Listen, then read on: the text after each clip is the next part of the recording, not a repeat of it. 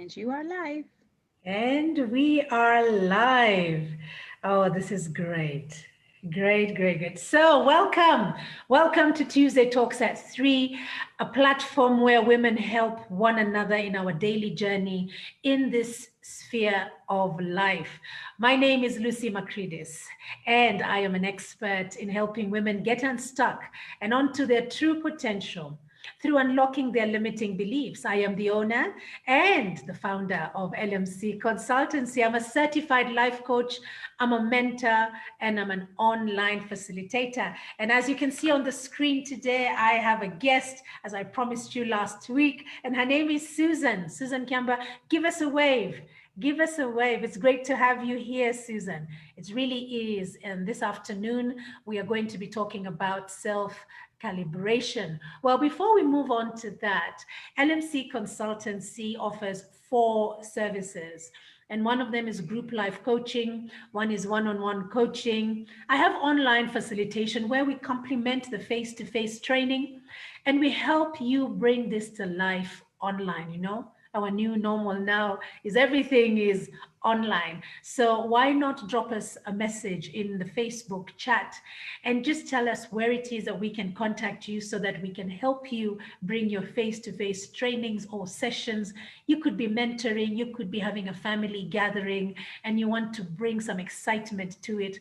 Just drop us a line and we'll contact you. We then have Lady in Waiting. Now, this one is very dear to my heart. Lady in Waiting is a program where we help or we empower young women to gracefully transition into society. And what are we talking about? Social etiquette.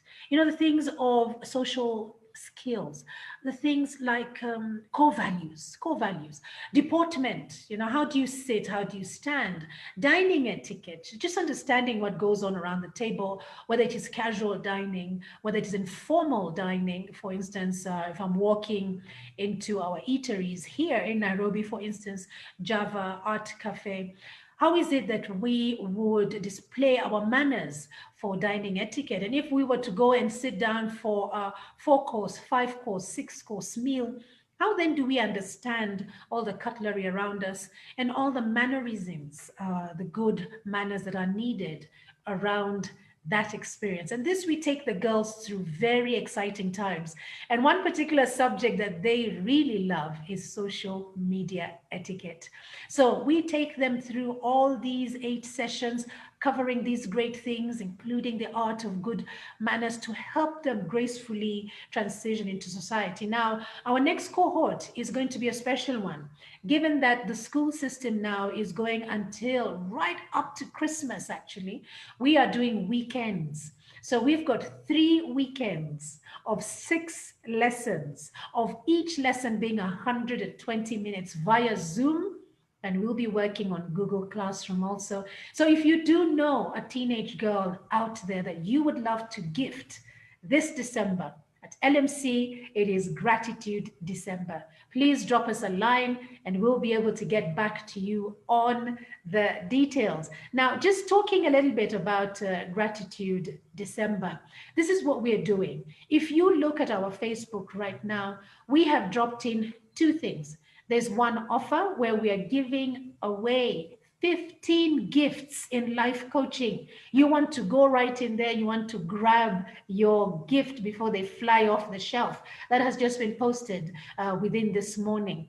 The other thing that we are doing is that we are posting 31 days of gratitude. So go in there and just type in one thing that you are grateful for today. And tomorrow we'll keep on posting. And hopefully by 31st of December, we will have done this humbling experience of posting whatever it is that we are grateful for, and we can be able to speak to one another. Well, I alluded to the fact that I am an expert, and you may be asking, why am I an expert in helping women get unstuck and onto their true potential through unlocking their limiting beliefs? Well, it's about life, and this is the sphere of life, or the wheel of life, if you would like to call it that way. I have been in hospitality for 30 years. And I have been working with women, and women built me, and I built women in turn. But then came COVID, and I'm sure, Susan, you totally get me here when I say when COVID came, Chaos reigned, disruption happened. I'm so sure you'll agree with me because this journey that we were on from the beginning of the year got disrupted and we had to go back to the drawing board. Well, the good news is, for me at least, I found that my purpose was still intact. I continued to want to help build one another, and that's why we are here today bringing you very relevant topics that can help you in your self care, self awareness, in your self worth. These particular topics are the ones that are coming straight from my heart where we can help build one another. Anyway, so what happened was that I found I had to like circumvent that journey a little bit, change a few things, and bam, I was back on top again. And I was so happy. Now, my potential is the one that was busy swimming out there, but I came up with the Awakening Self, which is an 8-part self journey to your true potential. So just drop us a line and I'll be able to share that with you. We'll be starting regular programs next year in the first quarter on Awakening Self. Definitely the best time to start understanding who you are. So I hope that you will be able to find your voice also the way I found my voice. But enough of me, enough of my company. We are still going to be talking about gratitude. So it's the end of 2020. And what a year it has been. What a year. And like I said, we are purposing to choose gratitude and we'll be posting gratitude on our wall. I invite you to join us in this humbling exercise. So let's just dive into it and into who my guest is today. Self calibration. This is a journey that would not be complete without gratitude, of course. However, today we are seeking to bring clarity to what elements are needed to calibrate ourselves. Now, you may ask why the word calibrate? Well, it is akin to appraisals. So, why are we appraising ourselves? Well, I will leave that to Susan to walk us through it. And she is a respected corporate trainer. And I'm just going to read this. She is an accomplished young lady. So, I'm just going to read this out. She is a respected corporate trainer. She is a career development trainer. She is well known for her expertise in designing capability development programs and managing and learning development projects. I beg your pardon, and managing learning and development projects. She is a certified project management professional with experience in managing virtual project teams. How apt! This is what we are all doing right now, and Susan was already doing it. So definitely, she is the right person that we should be having on our talk show today. Welcome, Susan. Thank you so much for accepting our invite. How are you? I am excited to be here, Lucy. I love everything that you've said in your introduction. I love the fact that you've said, yes, 2020 has been a year and a half. And I think we are two groups. There are those who can't wait for the 31st so that we turn the calendar. And there are those who are saying, hey, you know what? It's been crazy, but I've learned a lot. And I'm one of those people who's actually learned a lot in 2020. And as we continue this conversation, I'll be sharing a little bit about that. Oh, Yep. great. Oh, yes. It has been a year and a half, and I agree with you.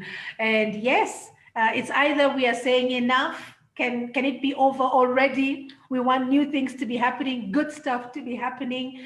But again, like I said, we are seeking to understand those elements of calibration. And this is what I'm hoping, Susan, you're going to take us through. So, as you allude to coming to the end of the year and just taking stock of what it is we're about, I know that many a time, whatever plans that we have laid out, is that typical thing. It is beginning of the year. We all have all these ideas, resolutions that we're going to do. I'm never going to do this again. This is what I'm doing. I'm going to be a better version of myself. This is January 1st, and we hit the ground running. However, these plans, these resolutions, these ideas, this inspiration, this high, so to speak, Susan, this high that we had kind of, I want to say in a very delicate manner, emotionally arrived at because it's a new year. And maybe it's that song that plays on the 31st of December as we're bringing in the new year. Maybe that's what it is. But all these plans that we have said we are going to do written down, they're abandoned by March, and some of them by February. So, Susan, as a career development trainer, why do you think that this is the case? So thanks, Lucy, for the question. And I think you rightly pointed part of the case. And the case is the emotional high of it's 31st December. In fact, I think the last week of December, we'll all be attending all these trainings on goal setting for 2021. And we'll be looking forward to it and we'll be so excited. And then reality checks in, reality being January the 7th. And the festivities are gone and we're back to our normal lives where we're either going into the office, you're in meetings the whole day, and very quickly you start to forget the things that you said you'd want to do. So partly it's also because we don't actually sit down and say, my why. Why do I actually want to do this? Because when your why is compelling enough, come the drudgery of the month or whatever else that's going to come at you, you'll actually keep on going. And I like something which you said earlier. You said your potential was still intact despite this pandemic. And that's because you have found your why. You have found the thing that keeps you moving, and that's your desire to unlock people's potential. So one of the reasons why we let it go is because our why isn't compelling enough. Okay, great. So you want to lose 10 kilos. Why? What does it mean to lose 10 kilos? What does it mean to you? Does it mean you'll get to fit in the jeans that you've wanted to fit in for the last 1 year? Does it mean that you'll be healthier? Does it mean you get more time with your friends and your family? So find a compelling why, because when you have a compelling why, whether it's March, whether it's April, whether it's February, you'll still keep going on ahead with the goals that you set for yourself. And if I can think of two other things that makes people give up on whatever goals they've set, is sometimes it's not really a goal, it's a wish. And it's, I wish that I would, so you say, yes, I have a goal, but when you really think about it, it's a wish, it's wishful thinking. You're hoping to make more money. You're hoping your business thrives. You're hoping your career grows. But the question is, how do you arrive at that goal? Like, how do you get your new job? How do you get the promotion? How will your business grow? So have a plan. And without a plan, it's just a wish. So have a plan that will actually get you there. Because one of the questions I answer often or I get asked often is, okay, so I feel like I can't grow. And I ask, okay, let's hear, what have you been doing? Oh, you know, I've been talking to 2 or 3 people every day. I have been trying to actually go out there and send job applications. Okay, you want a new job. 2 or 3 applications a day won't cut it. 2 or 3 applications without some very detailed idea of how you will achieve your objective won't cut it. If you want your business to grow, do you have a plan? So how many people are you going to market to? How are you going to market? How many calls are you going to get on in order to begin to get these prospects moving from stage 1 to stage 2? Because here's the truth, and I'm sure, Lucy, you've seen this. People don't buy the first time round. You probably need to talk to them a few times before they get there. Same thing happens to your job. You probably won't get the job the first time you try, but then several applications later or several interviews later, you're better at answering the age-old question of, tell us about yourself. Yeah. And then the third thing is, we try to do it all by ourselves. So here's the thing. Knowing that you want to get a new job, grow your business, become a different or a better person is fantastic. But if you don't have someone holding you accountable to what you said you're going to do, well, in March, you're going to say, you know what, this is harder than I thought. Maybe I should give myself a bit more time to get ready. And that's how gym memberships actually drop off, because you're giving yourself a little bit more time to get used to it or to get back into the rhythm. And I think this happens a lot in January when we're just going back to work, where we say, you know, I think I need another week before I start my gym session again. Or, you know, I think I need another week before I start that course that I'd said I'd finish. So if you don't have a plan, you're going to keep floundering. If you don't have a compelling why that keeps driving you, March will come and go and you won't get it done. And then lastly, if you don't have anyone holding you accountable, hey, chances are you're going to forgive yourself too much and you'll pay tons of money to your gym and never be seen again. That's what I found, Lucy. But we can actually keep going. Wow. You know, it sounds so simple, and as you put it across, it's like that can't be the reason. Seriously, I just need to know my why, have a plan, have an accountability partner. But I can do that. I mean, I can do that. I mean, before we go and we unpack those three areas, I just want to recognize those who have tuned in to our Facebook Live. Thank you so much for tuning in. The discussion, as you know, today is about calibration. And we want to actually bid farewell to 2020 in style. But before we bid farewell to 2020 in style, we want to take stock. We need to know those elements that we need to be aware of so that by the time we are looking at 2020 in that rear view mirror, we know why and we know what it means, you know? And it means different things for all of us. I mean, I started off by saying one of the things I am looking at is gratitude. And Susan, 2020, yes, it brought chaos, like I said in my introduction. However, I must admit that it gave me a downtime. It gave me a stillness. After all the craziness was over, after I panicked beyond, I went through depression for a good 2 weeks. By the time I got my head up and out of that darkness, things started happening. And I want a disclaimer here right now. The things that happened were not equals to any revenues coming in. Eh? No revenues were coming in. But in here, things were happening. I was now seeing the proverbial light at the end of the tunnel. I didn't see that light when it came to March. Everything was dark. And things started to change. And Susan, the accomplishments that 2020 has provided me, those opportunities, I can tell you, in all my 30 years in hospitality, never in such a short time have I managed to accomplish so much. I am focused, I'm alive, I'm awake, I am grateful, Susan.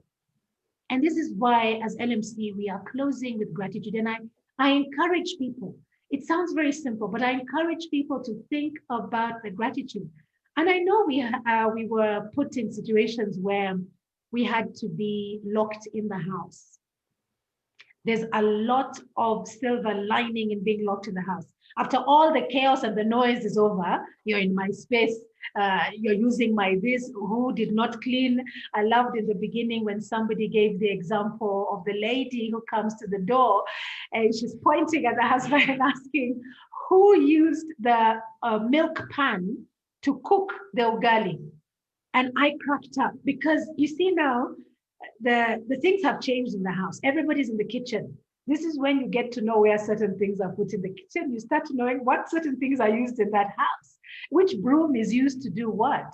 And in this case, this very humorous way of depicting how crazy our households had become, it just brought to the fore how we are learning new things. The gratitude that I got out of that is we were now learning one another. We were no longer leaving home 6 a.m. in the morning and coming back in the evening and barely having 2 or 3 hours to spend quality family time together. Somebody even came and told me that in hospitality, he was a general manager in the bush. And we spoke one day and he said to me, Lucy, I now know my children. I have been in this industry for the entire time that they have been growing up. I've only been home with them for 1 week or 2 weeks at a time. But now I have been sitting with them in that house for 3 months. I know my children. I know what they want to become. I know their inner thoughts. They're opening up to me. So for me, it's gratitude, Susan. And I can go on and on and on. But I just want the ladies who are tuned in today to visit my Facebook when it comes to dropping in gratitude. Help us to inspire one another. I know a lot of dark things have happened, but there are also good things that have happened. And all these dark things are usually shared in media. I mean, we do not have a shortness of any one of them. We've got long lists, but we've got very short lists of all the good things that have happened in 2020. So ladies, take this moment to just type in here, or once you're done with this particular Facebook Live, go onto my Facebook, like the Facebook, share it, and drop us a gratitude that we can take home with us and learn, and maybe have an aha moment. Maybe I didn't know that I had that. It was gratitude. So back to you, Susan.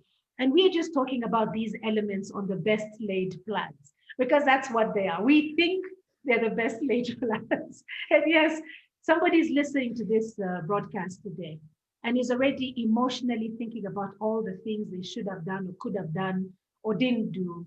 And by the end of the year, they will have heard enough of these examples. And therefore, the decision making, which is something I do on my awakening self, in this case, will be driven from an emotional point.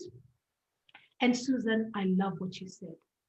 If your why is not compelling enough, then basically it's like building that house on a foundation of sand. It's just going to come crumbling down. So what is your why? That I love that. What is your why? But Susan, tell me, this compelling why. I only gave one example. My question to you is, can we have more than one why? And if we can have more than one why, how do we balance these whys? I am one person. So this sounds a little, Lucy, like the question of work-life balance, because it's a bit similar in the sense that, you know, you have your one person, but there are many parts to you. And it's absolutely possible to have multiple whys. The same way you will have different goals. So again, I'll build on what you had said a little bit earlier about the wheel of life. So every human being is not just what we see. So you have a physical element, a psychological one, an emotional one, a spiritual one, a physical one. Again, I think I said that one already, but you have these different parts to you. So each part will most likely have a goal linked to it. Because most of the time when you're asked to set your goals for the year, you're told to think of yourself holistically, but then we're told to choose a few to start with. So can you have multiple whys? Absolutely. Because again, your life keeps changing, it keeps transitioning. And I like what you said, Lucy, that this year started out, it was dark for you and things just went crazy. And one part of you seems to have come to a standstill. But the mental part of you still kept going. You were having these ideas of how you could pivot, how you could change, what you could change, when you could change it. And when you were ready, physically we saw it. So the same thing happens to all of us. Our whys could be different. So my why could be that I want to spend more time with my children. That's why I've decided maybe in January, I'm not going back to an 8 to 5 job. So instead, what I'm going to do is I'm going to try and craft a new job, perhaps online, that allows me to spend more time with my children. But and even as you're spending time with your children, meaning your family is sorted on your wheel, what about your financial? Because that's a question people ask again. So fine, I'm spending time with my kids, but I'm not making the money I need, which is why I need to actually go and work harder so that I can come and spend time with my children. Your financial why, yeah, so it becomes like this hamster wheel thing, you're going round and round and round. So your financial why needs to be addressed. So at the end of the day, that compelling why, they can be different whys, but find the one that tries and covers as much of this as possible. And for most people, that'll always tend to be something around their family, something around themselves, and something around who they truly are at core of things. And who, when I say who you truly are, think about the things you tend to do all the time without even thinking. I know for you, Lucy, you will be helping ladies somewhere. So anyone who comes to you will go like, Lucy, I've never met you before, but this is how I'm feeling. And as they start to talk, you realize, oh, they needed to change something with their thinking. They're having these limiting beliefs that are holding them back. So somehow those people will always tend to find you. So for each of us, there's always this thing that calls to us deeply and which is at the heart of our why. So in my case, for example, for me, it's communicating truth and just bringing some sort of light and sense into people's lives, particularly in the areas of career. So for me, I want you to get it. So everything else might not be making sense, but I want you to get it. You might be feeling discouraged and want to give up, but I want you to get it. But at the same time, I still have all these other whys. So I always have to balance it out and see, what must I do now? Because again, sometimes I don't think you can do everything all the time together. You will always have to make some choice about, should I go X, should I go Y, should I go Z? So that's my take, Lucy, that your compelling why, ideally there's one that overshadows all of them, but then there are all these other smaller ones that support this one. Yeah, I like that. I like so it's like it's the pillar one, and then all the others just are feeding into it, and the strength of this pillar one then spews out. Because if I give an example of myself helping to build each other, helping one another, and we look at the sphere of life. If I'm looking at psychological, I'm looking at career, I'm looking at finance, I'm looking at what's it called, social, emotional, whatever sphere, whatever pie that we are looking at, whether it's family, whether it's my career, I know I've already said career, I am able to draw like a linear, a connection to me. Because to be a life coach, one of the things that you pull from are your own experiences. So there's a certain sense of understanding in those, in the wheel of life, in the pie, and we are all hitting it at different, what is it? Different levels, different rankings, different intensity. And I always say this because today, the why of financially trying to help build one another, like I said in the beginning, I was not making any money. The money has still not come in right now. However, there is a plan. There's a plan, there's consistency to it, and I'm able to help somebody when it comes to the pie of financial, bringing you down to putting down your ideas, and then we unpack them and bring them back up to something that is a goal for you. Where do you start from? So that why has to be very compelling. Why are we talking about finance? Why are we talking about family? Who are you? And therefore, there comes in also your values. What is it that is important for you? And that I totally agree with you when you say there's one particular compelling why that drives you. And we should not shy away from the fact that there will be others that feed into it. So, ladies, I hope you're taking home that it doesn't have to be one why. You don't have to feel like somebody once said to me, I feel like I'm a fraud. I feel like I'm not focused. I'm all over the place. Hey, you know what? You are able to handle more than one why at a time, but you are advised to know which is your resting why. So just know which one it is. And then we moved on to, before we move on to the plan, you talked about, is it a goal or is it a wish? I'd never thought of it that way. Is it a goal or is it a wish? Because then I want to believe the difference here is perhaps a wish is where it's about the Joneses. The grass is greener on the other side, so I want to be able to achieve that lifestyle. But a goal is brought from my own internal thoughts, my own internal desires, what it is that makes me resonate with my values. Is there anything that you would like to contribute to that?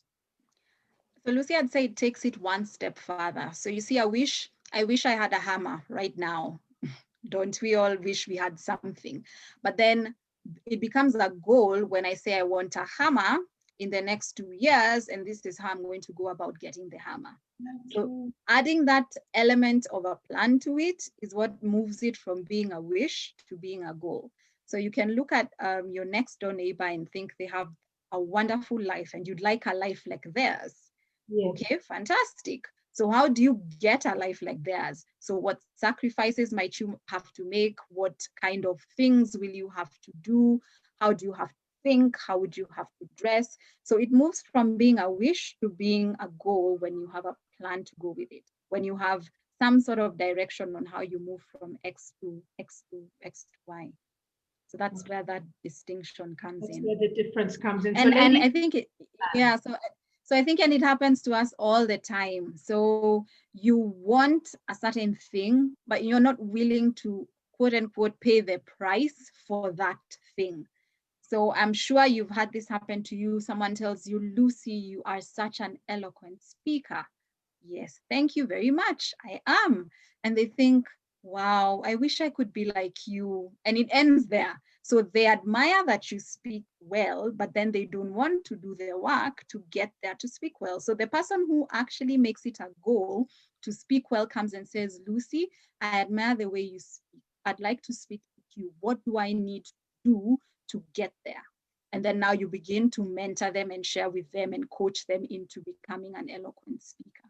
Wow, wow. Thank you so much for that clarity. It really is helping to understand when we are moving from those thoughts in our heads to actually something that we put down a plan to it. And I loved the way you talked about a job. You know, many people look for jobs or look for the careers or look for the businesses. And the dangerous assumption is that when I do it the first time, it's going to work. And I do it the first time, it's going to work. And I like the way you brought that out very clearly. So a plan goes into that also. So what is it that you want to do? I want to get a job. Aha. You need to put in the work. Therefore, start putting a plan together. How many applications are you going to send out? I remember the times when I was in the job market many, many years ago in the beginning. And we had the yellow pages. It was that huge telephone directory. And we used to go from A right to Z. And it worked perfectly. So came along my nephew, and my nephew studied, graduated as an engineer. And he came to me and he said, oh, Auntie Lucy, I'm looking for a job. And you know, old school Lucy went like, get the yellow pages, start from A until Z. And he said to me, what? I have to call all those guys. I said, well, what you need to do is go in, identify who is in your field. Number one, that's the list you want to do because those are the companies you want to be writing to, sending your application to, because still during that time, it was about writing out. It was not about the computers. And he said, that's a lot of work. I said, well, we haven't finished yet. The second part is any other associated industry that would need your service. Because first you're going straight to the engineering companies. But then now there's the associated industries that you need to go to. And then third, but not least, is everybody else. Everybody else. What else can you do? What else can you do? You love to speak to people? Maybe you want to take a front office job, you know? Maybe you're a back office guy. So that you go in and you know that proverbial joke that people have, get your foot through the door of a bank. Do anything. And while you're there, build yourself up and you'll never regret it. So growing up, we always knew the bank was the place we needed to go and work. But that foot through that door was never working for us. But I digress. I love the thing about the job and that we need to make a plan. So I am understanding I need a plan. Definitely, ladies, do you have a plan? If you do not have a plan, what are you doing about it? The third thing that Susan points out is an accountability partner, support. Accountability. Well, Susan, why don't you walk us through what an accountability partner can do for me once I have voiced my wish? So Lucy, you described my life because I started out my career in the bank. I was told, get your foot in through the door and you'll figure it all out. What a big lie that was, It was a, because it's a it's a complete myth if two things don't happen. If you don't have a plan and if you don't have an accountability partner. So I'm actually linking these two because I went in, I thought it will be automatic. So at the time when I was joining the bank then, I wanted to work in HR. And I thought automatically people will see how hard I work. And when they see how hard I work, of course, they'll be pushing me where I want to go. That's why I say biggest lie ever. Now, here's the thing. And I didn't get to experience this difference until 7 years in, when I finally found an accountability partner in the form of a mentor and a coach and a colleague who all held me to whatever I had said I'd do. So great, you want a promotion, fabulous. What are you going to do to get the promotion? Who do you need to get in front of? Whom do you need to speak to? What kind of way do you need to present yourself to the relevant people in order to be able to get that promotion? So that's what an accountability partner does for you. One, you're able to learn from their experiences, like the example you've given of a life coach, or like the example I can give of a mentor. You don't have to go through the same mistakes that they did as you're trying to get better at whatever it is you do. So your mentor will help you avoid some of those mistakes, while at the same time helping you to build on their own expertise and understanding to get you where you want to go. And then thirdly, they don't take your excuses, because hey, we will always have excuses of why we couldn't do Oh, what we yes. said we would do. Oh, so Yes. true. So whether it's a mentor, whether it's a coach, they're able to actually tell you, okay, great, that sounds like an excuse. So now let's actually figure out how you're going to get what you need to do done. And they'll also tell you, don't come back until you have it figured out. So don't say let's meet if you don't have it together. Or they'll ask you, where are you feeling stuck? So that they're able to give you some pointers, or they're able to actually connect you with someone who might help you to the next level, or who might actually give you an in where you might otherwise on your own credentials not get in. Because let's say if you needed to speak to a board of directors, it's easier to get a fellow board member to introduce you than to try and directly approach the chair of the board. Why? Because a fellow board member has more credibility within that board than you, who's an outsider coming in trying to get into the board. So that's what the accountability partner helps you do. They help you figure the steps, they help you stay on track, and they also help you avoid the excuses that you might otherwise have if you're just left to your own devices. Mm, mm. I love that. Accountability partner is actually a mentor, a coach, or a colleague in this case, someone who is going to be able to help you. They've walked that path. They're able to call out your excuses. I really love that. That actually brings me to this point, and that is self-talk, self-doubt, self-guilt. I know that we are calling them excuses, but at times, Susan, these things are real. They happen. The year is moving. I have made a plan. I am supposed to run with this plan because this is good for me. I've got my sphere of life or my wheel of life. I've decided that for family, excuse me, that for family, this is what I'm going to do this year. I'll give an example that I am going to make sure that we have a one-on-one with each of my children weekly. This is something I have set out to do in my personal life, for instance, in January. And then by March, all these compelling things of self-talk, I'm disturbing this child who is always busy doing their own things. I doubt myself because when I was at that age, seriously, was I doing those things that I'm asking this child or this young adult to do? Self-guilt. Where were you all these years, Lucy? Why are you coming now? So just looking at me, myself, and I have to deal with my own self-awareness because it may come out as excuses. Yeah. So maybe what I could ask you, if I could just redirect a little bit here so that we can take into context those three areas that you've covered. What are some examples of self-care and why is self-care important? And as you're answering this question, just have in the back of your mind the excuses of self-talk, self-doubt, and self-guilt and where they're coming from. So many times, who we are today is a sum of all the experiences we've ever had. And it's interesting we are discussing this today because earlier today I had a conversation with someone who told me they do not trust or respect HR professionals in Kenya because they all don't know what they're doing. Oops. Okay, so I thought, oh wow, okay, that's something powerful that you're saying right there. Tell me a bit more. And as they started to relate their experiences, that statement was colored by the negative experiences they've had with HR professionals over the year. So here's the truth. There are HR professionals who do not act like professionals. That's a given. But there are many other professionals who actually go above and beyond to serve the people whom they work with. Mm-hmm. So it's not true that all professionals, HR professionals in Kenya, don't know what they're doing. It is true that some HR professionals don't know what they are doing.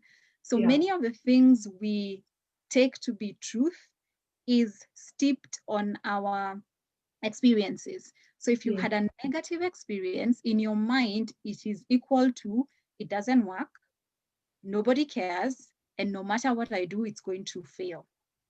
So when we are coming into a space where we're trying to get on with our goals, we remember the last time we set a goal and it didn't work. So we go like, what makes me think I'm actually going to get this done this time round? I didn't the first time. So it could easily happen. Or the last time I did this at this exact point, somebody approached me and this is what happened. Look where I am now. For sure, it means it's going down the drain. So a lot of what comes out as your self-talk, as self-doubt, as the questioning, is actually based on your past experiences. And again, also it's based on some fear that the thing you really want won't actually come to happen.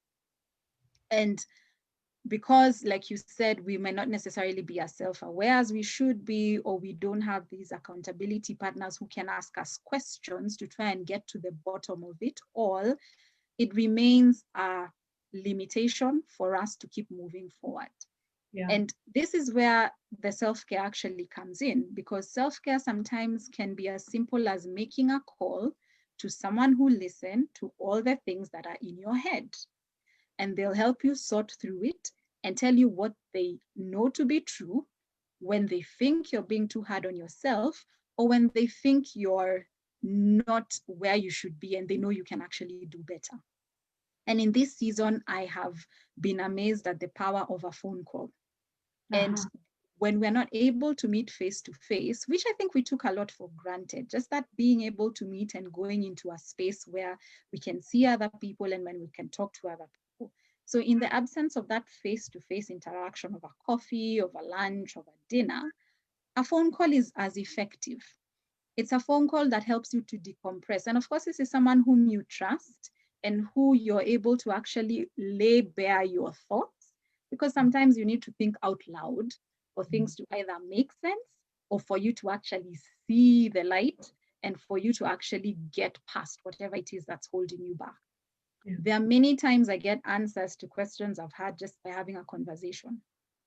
So the self-care we're talking about here that will help us move past all the talk, all the doubt, all the questions is that simple, very, very basic, very, very simple. Speaking to someone whom we trust and being open enough to share whatever it is that's going on in our minds. And sometimes that self-care means getting off the hamster wheel, getting off the activity of every day, because every day you feel that you must be doing this, you must be doing the other, you must be doing the other, you must be doing the other. So we've said if you're looking for a job or you want a promotion or you want your business to grow, there are things you must do for that to happen. But here's the thing: one human being, one body, 24 hours. There's only so much you can actually take before you either want to explode or before your body tells you, you know, I can't do this anymore, so I'm going to sleep for the next 24 hours and you're not going anywhere, or you land in a hospital. So the second bit to that self-care is actually taking time to get off the hamster wheel. Conscious time, which you'll either put in your calendar and purpose. Every day for an hour, I will take a lunch break. I will not work at my desk. I will not work on my phone. I will actually sit and have a meal where the only thing I need to think about is the meal. Or it could mean setting aside some time in the evening to go and work out if you like to work out, or time to take a walk if that's what works for you, or just time to just sit and be. So getting off the hamster wheel is another way to actually take care of yourself, because you're only one person. Yeah. And if you don't take care of this life which you have, you don't get another one. So this is the only life, the only body you get. So you need to be good to it so that it can be good to you when you need it to actually help you and work for you. So those are two things, two quick things. Don't want to complicate it, just two quick things people can actually do as soon as tomorrow. Make a phone call. Or even if you're not the one calling, or you're not the one calling someone, call someone else. Sometimes by talking to people, and I like what you said about gratitude. Sometimes when you actually listen to other people's stories, you realize your life is actually pretty good. and you can become grateful for whatever it is you're going through. And you might even sometimes get answers to how you could do things differently. And then secondly, take time to get off the hamster wheel. Just take time to be. No activity, nothing required, just be. And Lucy, let me tell you, when I'm able to do that, because I will be the first to admit I fail often in taking my own advice on taking a break. But when I actually do it, the effects are, I'm a more productive human being. I am a better mother. I am a better wife. I am a better friend. I am a better trainer when I actually take time off. So I can actually usually tell when things are going south. When I haven't taken care of myself enough, there are some red flags that begin to pop. And when I see them, I know it's been too long since I took time out. Very true. Very true. Wow. Thank you so much. You've given us two great takeaways there that we should use on self-care.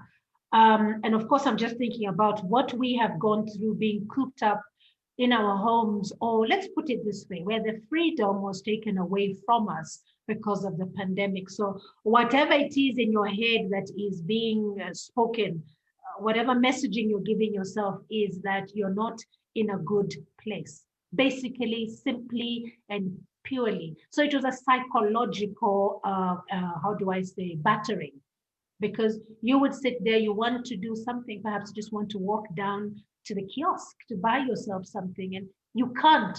You are being paralyzed by the fear that whatever surface you touch, whoever you speak to, you're already exposed to the virus. So you become imprisoned in your own thoughts. So there's a psychological self-care we should look at. There's the emotional self-care that we should look at. And that gratitude for me, I come back to it, is like a gratitude journal for me. And that is why on our LMC Facebook, that journal now is actually something that's virtual. It's something you should actually be doing it for yourself.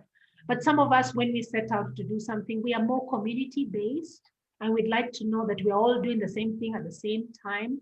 So this is helping, especially those particular individuals who find it hard to have that little book and that note paper and just write down every day. So please take part in this humble activity of gratitude. So Susan has said that we need to make time, we need to diarize. Ladies, take this very seriously. Diarize a time for time out, just time out. And whatever time out means for you, whether you're going to go to the gym, whether you're just going to take a walk, whether you're going to read a book, whether you're going to dabble at painting, whether you're just going to make time to reflect, to meditate, just that point of silence.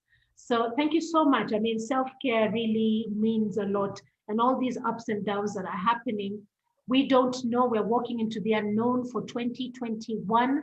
What do we need to do for ourselves here and now to better equip ourselves for next year? So I love it that we need to be considering the different pie in the sphere of life. Where are we today? And I go back to family, because family is where we are all starting from. That's a good place to start. That's a good place for you to start drawing your gratitude from for this year. And a good place to start knowing what it is that you can do to improve that particular pie. Thank you so much for that. And the self-talk that we're going to give ourselves, what are we going to say? Listening to ourselves, the words we have been saying, do they need a change? I mean, Susan, when you think about self-talk, we have these discussions in our head, and at times they're very crippling. In your experience, as you go with your training schedules, do people come up with you and talk about this inner critic that cripples them? Absolutely, Lucy. And I also will be the first to admit I also have an inner critic that I need to silence often, because the more you put yourself out there, the more you start to question, am I good enough? What makes me the expert? What makes me the right person to talk about this? I mean, what do I even know? And sometimes it's a combination of an imposter syndrome, meaning I mean, let's take your example, Lucy. You've been in hospitality for many, many, many years. So you've seen it all. Yet someday you might wake up and go like, really? What do I even know? I think technology has changed. So I probably am not the right person to be Oh, I speaking on this. relate. I relate. But I so yeah, relate. but the truth is you are. So it's sometimes we need to remind ourselves of the successes we have enjoyed in the past so that we can silence that critic today. And it's going to happen many times. So the first thing is always to be aware that it's going to happen, be Yes. ready for it, and actually be able to silence that critic who tells you you cannot. Because I think it's Henry Ford who said, if you can't, it's true. If you can, it's true. So whichever way you say it, it's true. It's what you decide for yourself is the thing that's actually going to drive you and that's going to move you. And one of the things I really like is the research, and now later what we know as the growth mindset, which says that you can't yet. So meaning there's something I can do today to help me get where I can do it. So when we all started writing, we all couldn't. But then if a child at 4 or 3 years said, I can't write and never tried again, it would be true today. If you started a business once and it failed, okay, it failed. So you couldn't then, but nothing says that you can't learn from that and actually do it now and do it today.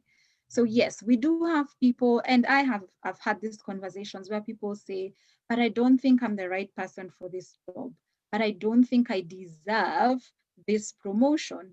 And yet you've been working towards it. You have been planning and doing things every day towards it.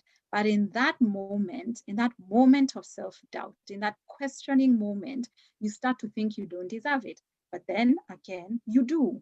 You've worked for it. You have done the work. You have been through it, and you can totally be able to advise, to share, to teach somebody about what you have experienced and what you have gone through.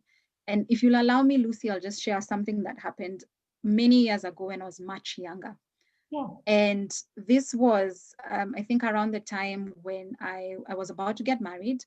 And one of my grandmothers came and told me, now that you're about to get married, let me give you a piece of advice. Hide your money from your husband. And I am sure very many ladies have been given that advice, and many have taken it. Many have said, let me learn from my mother, let me learn from my grandmother, let me hide my money. Now, here's the thing. Hiding money, as her advice, was based on her experience.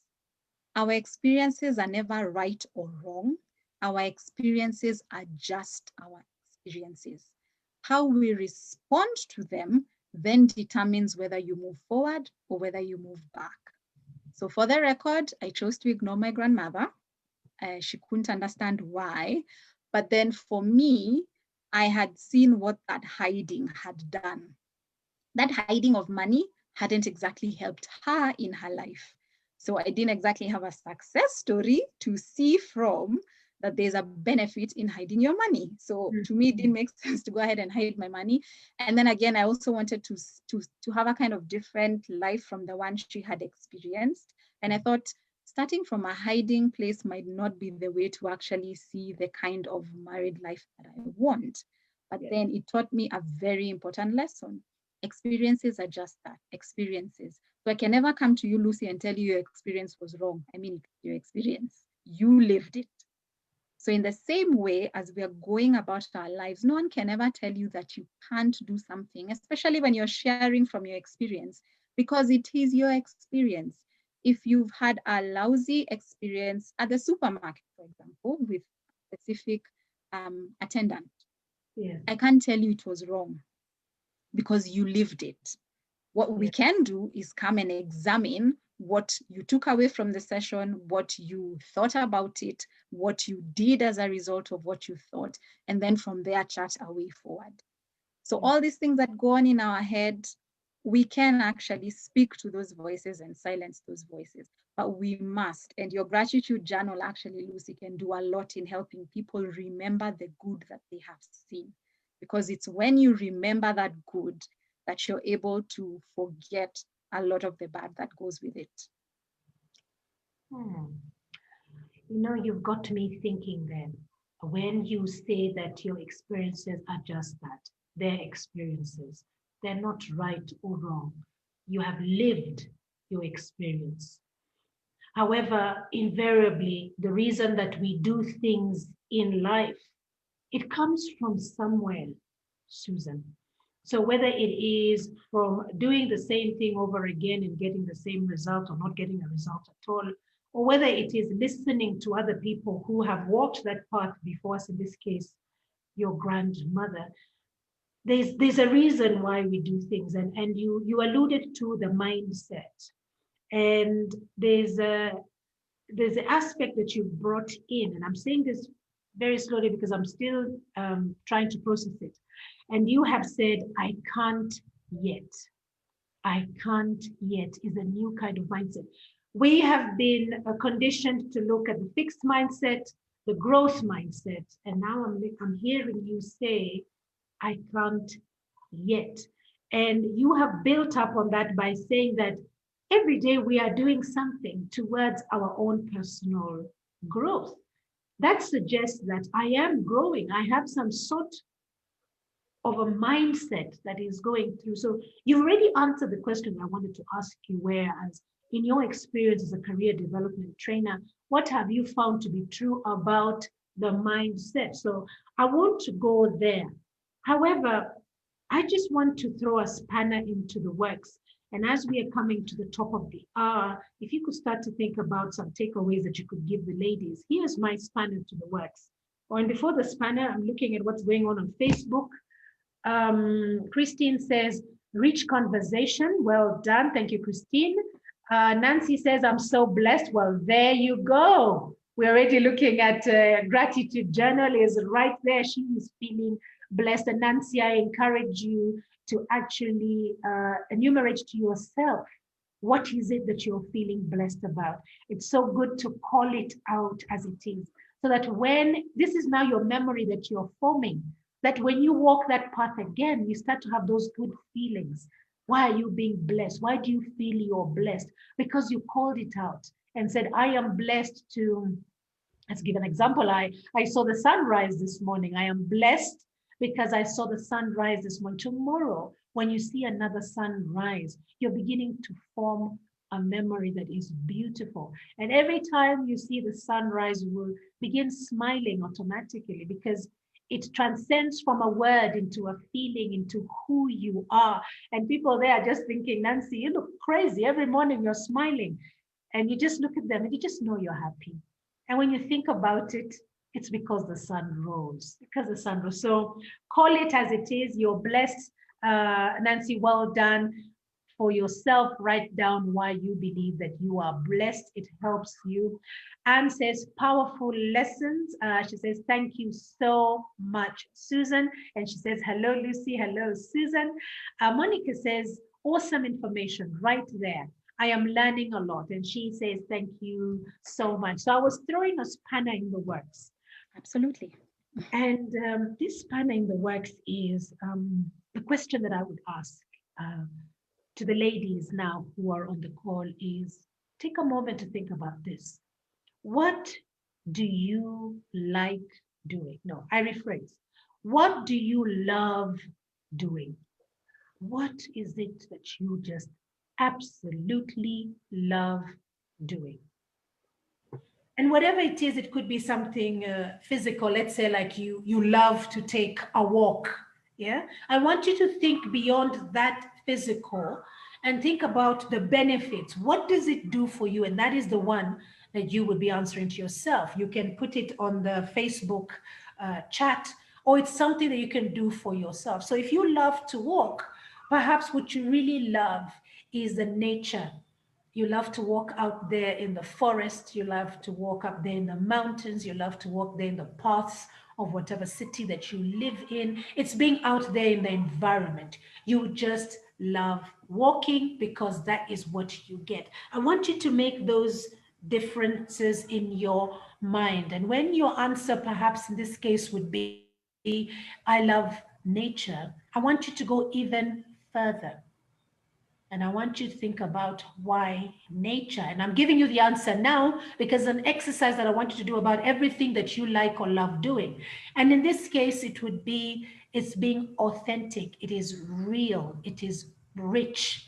Those words that you're going to use. So what do you love doing? What do you like doing? What is it that you love? And then you ask yourself, what is it that I do every day? What is it that I do every day? So I love to walk, but how often do you go for your walk? How often do you go for your walk? I love to listen to music. How often do you listen to music? Why do you listen to music? What are the feelings that music bring out in you? What does it do for you? You love to read. Why do you love to read? So if you can get where I'm going with my questions. And then what is it that you do every day? What did you do from the moment you woke up today? And as you're answering that second question, what are you doing today from the time that you woke up to now? Are any of those things things that you love doing? Are any of those things that you love doing? Are you being authentic? Are you being real? Are you being honest? Are you being abundant in your thoughts? All this comes down to your mindset, ladies. That is where I'm going with this. Your mindset. So if it's something that you love doing, but you're not doing it every day, you need to adjust your lifestyle. Life is too short, ladies.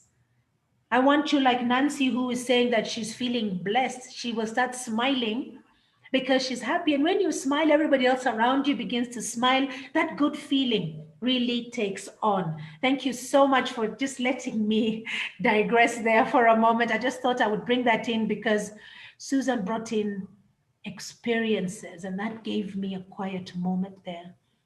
Susan, what do you think about that activity that I have just shared? I think it's powerful, and it's something I actually ask people to do, because if something is important to you, you will find time on your schedule for it.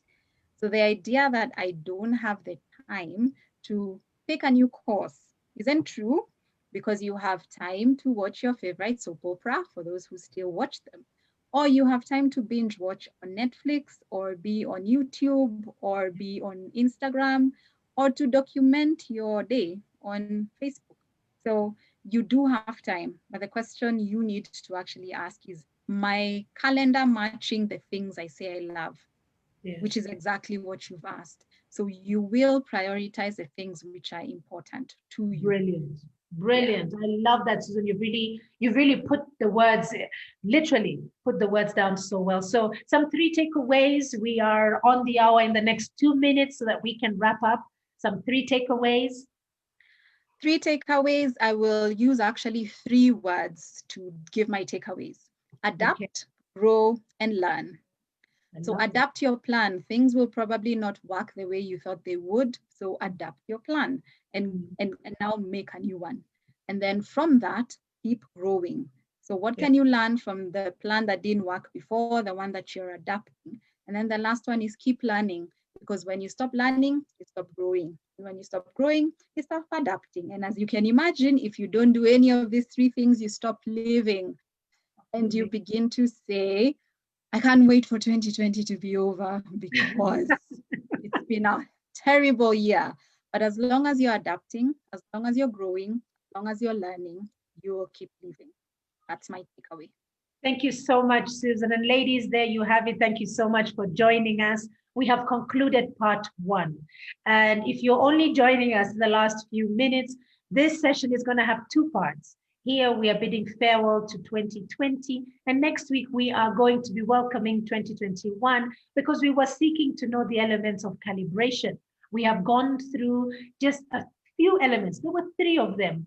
And those elements were about what we need to do to take stock. And we hope that our guest, Susan, today has given you some insights of the things that you want to do. I mean, my takeaway was that experience, that thing has really silenced me, that I need to go back and just take time to meditate on my experiences being just that, experiences, and seeing how best I can optimize on that. So my question to you, will you consider applying what Susan has shared with us in 2021?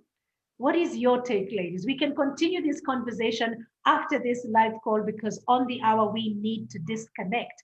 And definitely we will be here next week with Susan so that we can bring in 2021 this time. So let's keep the conversation going and remember to like our page. Remember to like our page. Remember to share with us your thoughts so that we can help to build one another. That is my compelling why, to help build one another. Until then, be kind to yourselves, ladies. Bye now.